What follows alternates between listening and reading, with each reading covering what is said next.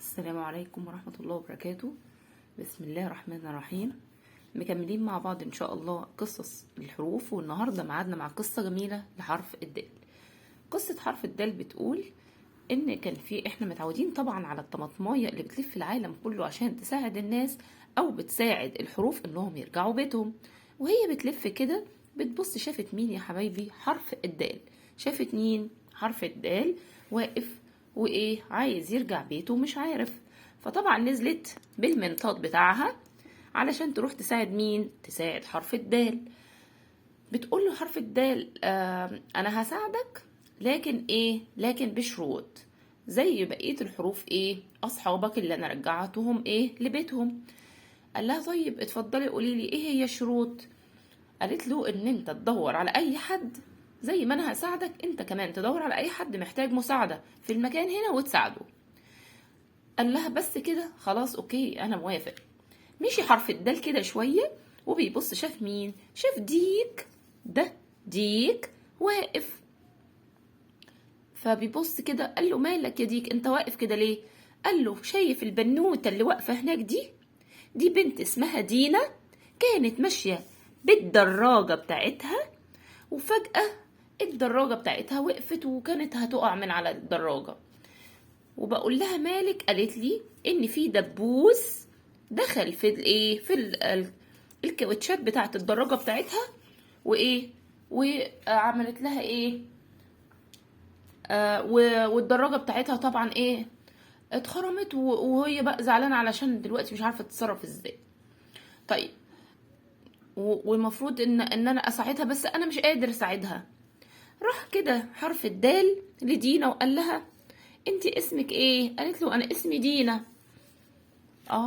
دينا. طيب انت يا دينا تعرفي ان انت عندك حرف الدال في اسمك وده حرفي؟ قالت له ايوه فعلا انا ببدأ بحرف الدال وصوت حرف الدال ده دينا. قال لها فعلا. قال لها طيب انا هساعدك ان احنا نصلح ايه الدراجة بتاعتك علشان ايه ما تزعليش.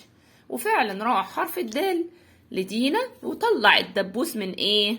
طلع الدبوس من كاوتشات العجلة بتاعتها او الدراجة بتاعتها، وقال لها ايه خلاص ما تزعليش وانا كمان هصلحها لك. وبالفعل قدر يصلحها لها ومشي يدينا بالايه بالدراجة بتاعتها. رجع طبعا حرف الدال للطماطمايه وقال لها ها انا عملت حاجه خير قوي قوي النهارده ولازم احكي لك عليها. قالت له ها طمني عملت ايه؟ قال لها انا قابلت بنت اسمها دينا، كانت واقفه مع الديك ومستنيين حد يجي يساعدهم علشان خاطر الايه الدراجه بتاعتها كانت دخل فيها دبوس ومش عارفه تمشي بيها، فانا قدرت الحمد لله اني اساعدها. قالت له برافو عليك. طيب تقدر تقول لي يعني 3 حاجات من اللي انت قابلتهم فيهم حرف الدال اللي هو حرفك؟ قال لها بس كده؟ ايوه طبعا اقدر اقولك. اولا انا قابلت ديك، وديك بيبدأ بحرفي حرف الدال ده ديك. ده ديك. كمان قابلت البنوتة كان اسمها دينا. ده دينا.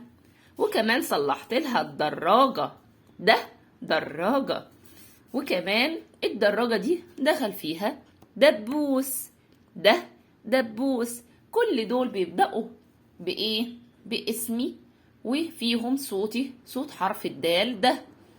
قعدت تسقف له الطماطمايه وتقول له برافو عليك يا حرف الدال، ممتاز، انا مبسوطة منك جدا وهروحك معايا على المنضاد بتاعي علشان ايه ما تزعلش وتفضل واقف لوحدك، بس بشرط هطلب منك طلب اخير، تعلم اصحابنا ازاي يكتبوك. قال لها بس كده؟